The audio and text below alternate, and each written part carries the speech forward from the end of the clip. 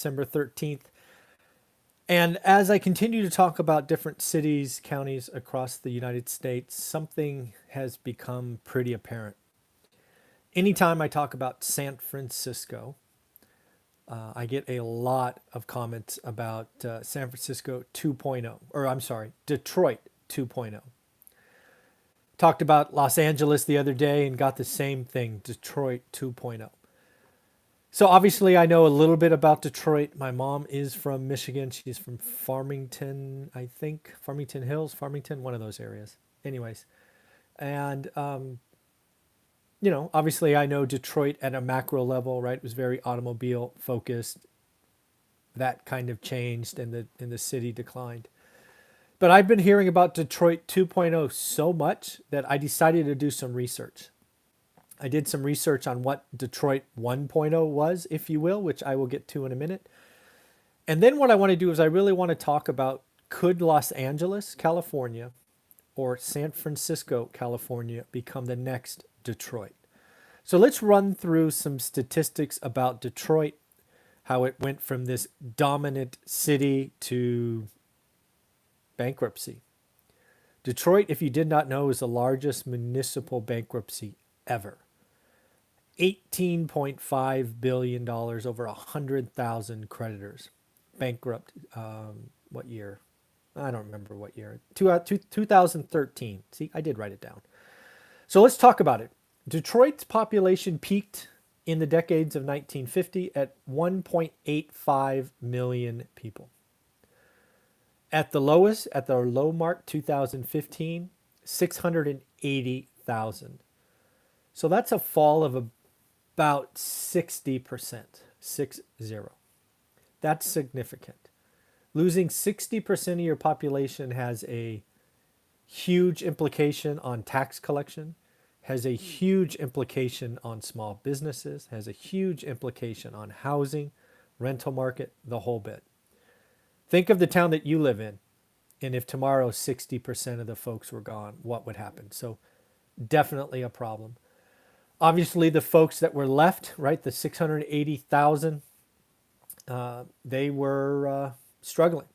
You saw crime pick up significantly.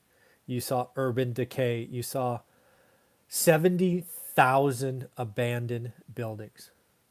I got to imagine a lot of those Hollywood movies that we saw over the years were done in Detroit. 31,000 empty houses. 90,000 vacant lots. This was a town, this was a city in deep, deep trouble. How did it happen? Well, kind of revisionist history, if you will, looking back, I think it's fair to say they were too dependent on a single industry. Detroit was the backbone of the automotive industry. That should be no surprise to anyone. But as the advent of the supply chain, new competition from around the world, cheaper competition from around the world, Detroit was on a pretty significant losing streak, the automotive industry. Ultimately, meaning they had to bulldoze, get this, bulldoze a quarter of the city. They had to shrink the footprint. Detroit at its peak was 142 square miles. They had to shrink the footprint. They had to bring it together. Right? They didn't have, their police force couldn't be stretched. Their fire department couldn't be stretched. It's just a horrible thing.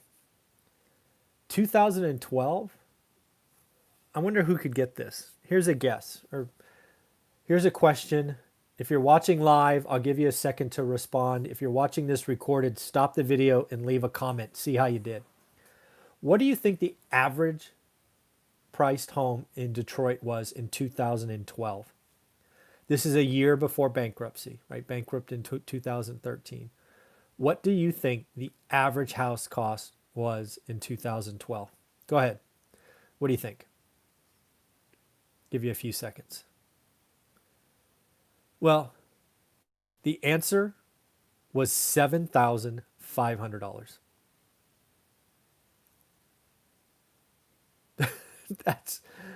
That's crazy. $7,500. How can you build a tax revenue on that? Real estate taxes? It's just not a good thing. So again, problems were decades in the making.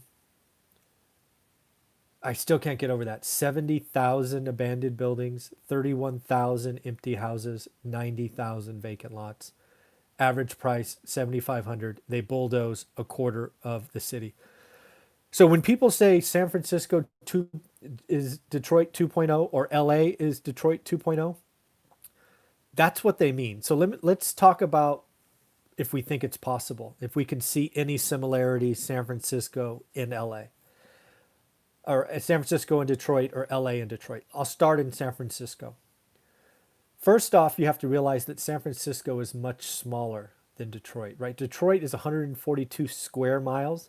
San Francisco is about a third of that. It's only 46 square miles. San Francisco is relatively tight, vertical, but tight.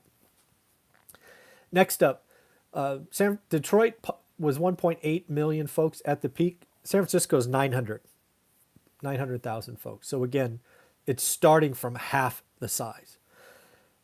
However, if you've been watching my channel for any length of time, you know that just over 89,000 people already left. So call that 10%. And just like Detroit, who do you think left? Do you think the poor and the middle class left? Or do you think the rich, the wealthy with financial means left? It's the people that always leave. It's the wealthy. It's the ones that have the financial means. They've left. You can see that in the house listings up 100%. It's not going well. Renters left.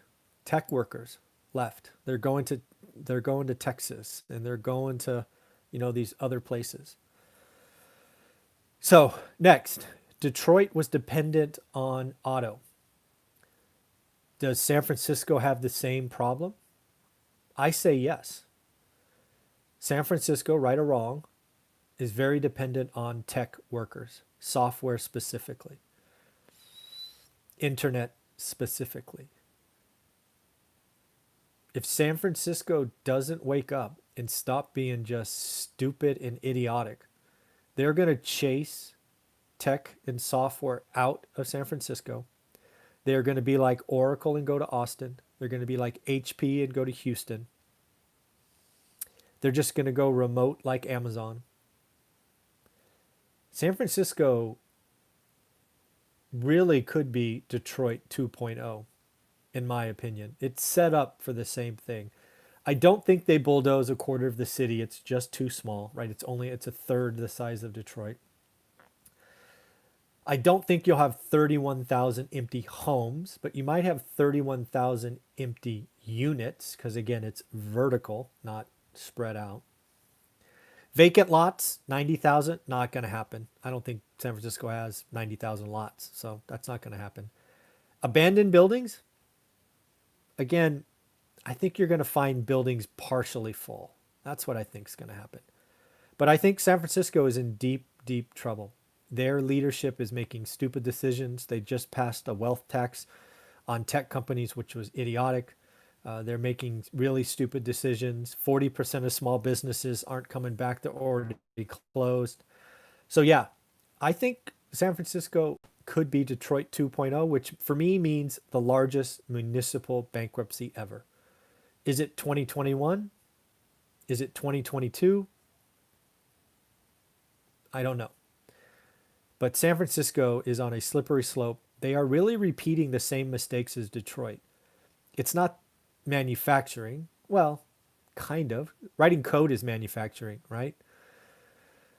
Yeah, and again, San Francisco, you just had a company called Pinterest pay $89 million to get out of Dodge. They broke a lease. Not good. San Francisco, I think, could be Detroit 2.0. So now let's talk about Los Angeles. Same idea, right? Same stats for Detroit. Now let's talk about LA. Unlike San Francisco, which is really small, LA is one of the largest counties on the planet. They are in the U.S.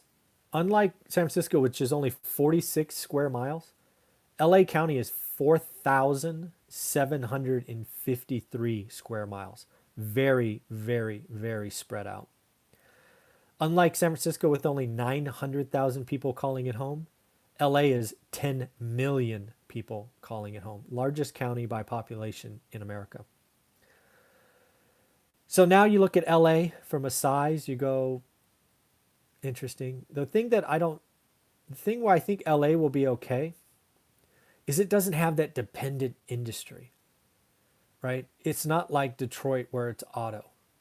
It's not like San Francisco where it's software. LA's movie industry, some financials, some banking, military. It's a far more diverse economy, in my opinion. It is pretty spread out. So is it possible some of the locations get a little tighter? Our population moves in? Maybe. But that's 10 million folks, right? So again, think about Detroit from 1950 to, 2015. It fell by 60%. So that would be like 6 million people leaving LA. That's a lot of people. Where are they going to go, right? You still need shelter, right? You lose 20% of LA, you are fundamentally changing other markets. Like if 20% of LA, it's 2 million people left and they all went to Texas, Texas housing would explode. If 10% of LA moved to Vegas, Vegas real estate would explode higher. They're just, being the largest county brings weight. And, I just don't see it. When I look at either San Francisco or LA becoming the next Detroit, I think San Francisco is teed up to be the next Detroit. I think LA is too diverse, it's too spread out, frankly, too large, just gigantic. LA County is 27, did I say? Yeah, 27% of total population in California. It's gigantic. And I think that size brings weight. I don't think you can lose 10% of LA County, right? 1 million people, where are they going to go? So let me know what you think. I guess the question is, who do you think could be Detroit 2.0? Is it San Fran or LA? Neither? Both? What do you think? Be curious. Again, what do you think? Detroit 2.0, is it San Fran, LA, both, or neither? Let me know what you think. Have a wonderful day. Take care.